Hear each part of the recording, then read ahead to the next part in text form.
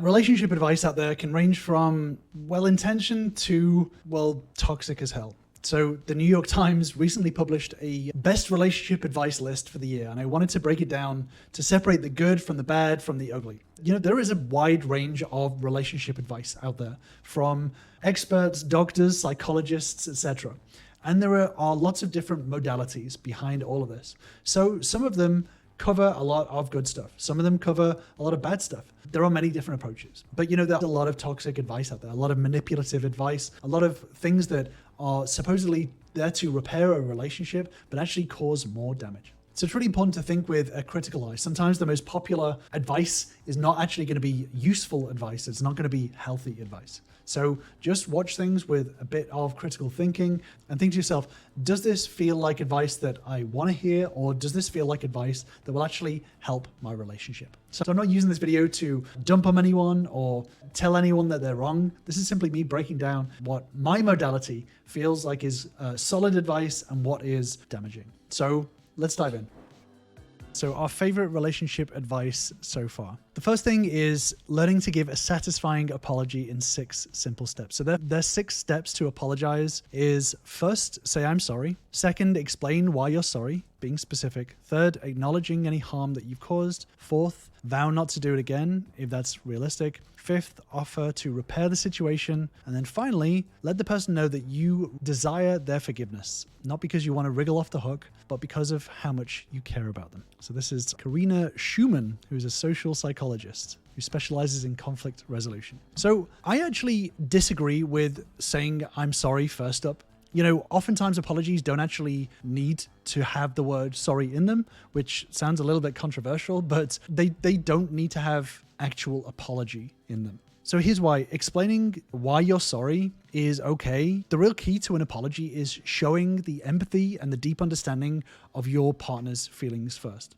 The important part is to validate their feelings, being very, very specific about the understanding of why you understand their feelings are hurt, why you understand that, you know, your actions have had a specific impact. So specificity is the key. And from this specificity, the apology is almost implied. Acknowledging any harm that you've caused, that would be part of the validation in my case here. I disagree with vowing not to do it again. I think, you know, you're a human being and making promises is not great. So it's really much more powerful to underpromise and overdeliver. And that's where you build your reputation and the trust, is not by making promises. It's very easy to make promises, to say, oh, I'll never do this again. I'll never do this again. And it can be a default, especially if you're a fellow ADHDer. It can be very easy to make a promise that you are just not going to be able to keep. So under-promising and over-delivering is the ethos that really builds trust in a deeper way. But instead of vowing not to do it again, the potential solution of the effort that you will make, being specific about here's the efforts that I will make in moving forward, in avoiding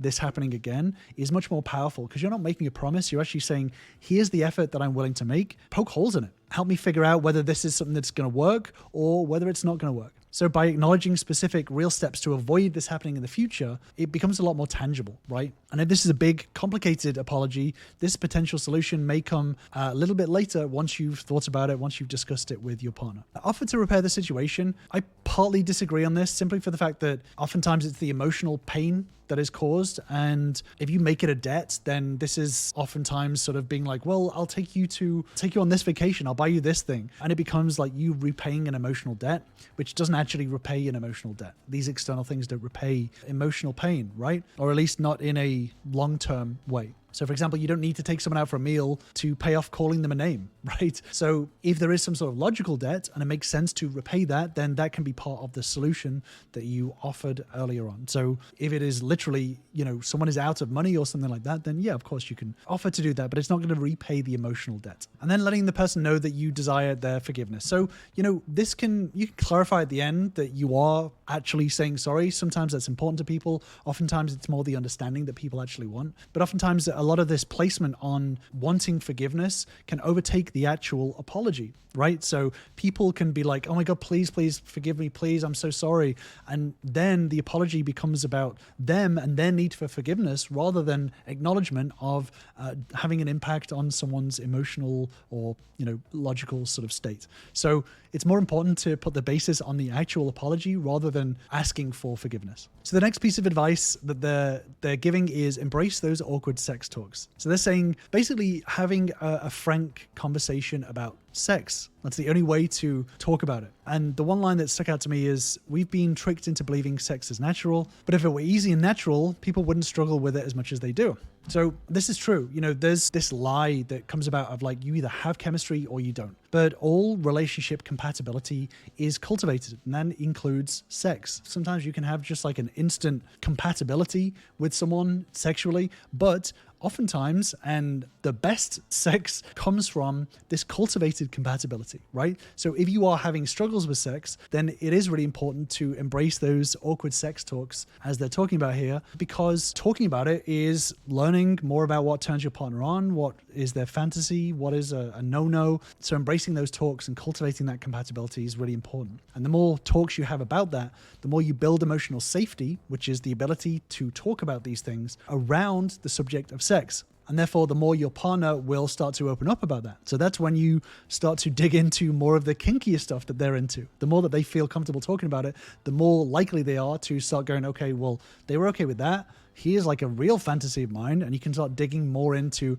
the sort of deeper kinks and sexual conversations that you can have, right? And it creates and cultivates this open environment to be able to talk about all of these things. And also that cultivates the environment for you to be able to talk about your kinks, desires, and fantasies that you have and start to build that connection. So definitely agree with this. Embracing awkward sex talks is crucial. The third piece of advice they're giving is inject some playfulness into financial conversations. So they're saying about finance being a taboo topic. It's a mistake to only ever discuss the bad stuff, and saying it's a huge mistake to only talk about scarcity, where we should cut, how we should budget. So having positive, playful conversations. I think this is true, but I think it needs some context. So it's important to keep conversations light. You don't want to always have these heavy conversations, but it's important to meet your partner where they're at. So if your partner is stressed about money, you know, coming in and being like, hey, cheer up, sad sacks, it's only money, like that's not meeting them where they're at. So it's actually destroying the emotional safety when they're like feeling heavy talk about money. So yes, keep conversations light and optimistic, but if times are tight, then make sure that you are being practical, but not making everything about money. So I think, yes, it's important to have these financial conversations, but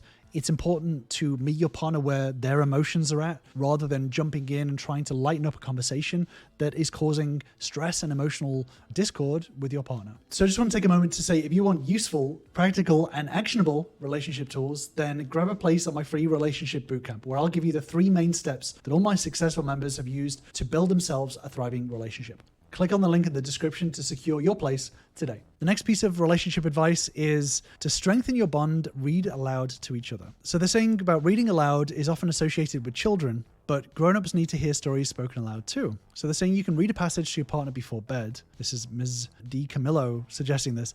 They're saying reading aloud is a profound way to connect with somebody. You are offering yourself. It doesn't have to be perfect. So this idea is that reading strengthens your bond between you and your partner. So I think that this is a fun idea to strengthen this bond even more. If you're reading something that resonates with you, swapping passages of whether it's a story or whether it's an idea or something that you're reading that is meaningful to you can help build this intimacy between you and your partner. It gives you fuel for your partner to be able to dig in and ask you questions about it. So swapping passages of books that you're reading or articles that you're reading, something that resonates with you, or asking what your partner's reading and asking them to read something out loud to you, I think can develop this intimacy and this bond between you both. But I think reading just anything randomly out loud to your partner, I don't think that strengthens the bond. I think it's more about reading something that is resonating with you emotionally that you can share with your partner and asking their idea on it. Next, they're saying if your partner is ignoring a health issue, collaborate on a solution. So basically this is talking about when someone is refusing to deal with a health problem. It's saying don't use guilt or pressure. And it's saying to open by starting a conversation with your partner by calmly sharing your worries.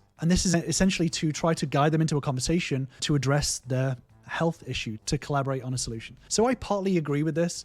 I think that it's most important to address the emotions before jumping into suggesting a solution. So if your partner's worried about a health issue, rather than saying, here's what I'm worried about, it's more important to actually address what your partner is worried about. Because if your partner is refusing to deal with a health condition, then they clearly have emotions behind this. So taking the time to validate what they're feeling and why they may be scared of this health condition and why they may be ignoring it is more important. And by opening up your partner on their concerns, their emotions, then this is more disarming to them than you coming in with your concerns. So addressing their concerns first, and then once they feel fully understood, then addressing your concerns with the situation. And I actually have a full video on why your partner doesn't accept your help and how to handle it. So I'll link to that above and in the description down below. But I think that this is maybe not the most effective solution out there, but it's definitely better than telling them what to do. Next, the piece of relationship advice is to stop squabbling over household clutter, focus on function. So basically, this is Tracy McCubbin, who is a professional declutterer, who is married to a messy man,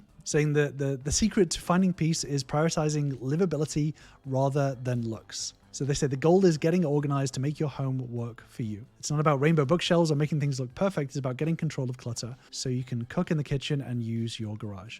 So I actually agree with this. A lot of people look at these top level symptoms of a relationship. So there's like a lot of anger about chores not being done, or, you know, they think in this very parts-based way. They think in this series of solutions and lists of these ideas of goals and outcomes that they want. And this can become a list of disappointments and failures over time because they have all of these ideas for outcomes, and it just becomes a list of failures. You know, I didn't get my rainbow bookshelf. I didn't get my alphabetized CD collection, whatever it is. And the problem comes because they're seeing the relationship in parts, in outcomes, in goals, when they should be seeing the relationship as an ever-evolving system. And this is a big shift in thinking in relationships, thinking in systems rather than thinking in goals and outcomes. And I actually did a whole deep dive video into relationship systems over relationship goals. So if you do want a deeper dive into that, then I will leave you with this video right here. Thanks guys, I'll see you over there.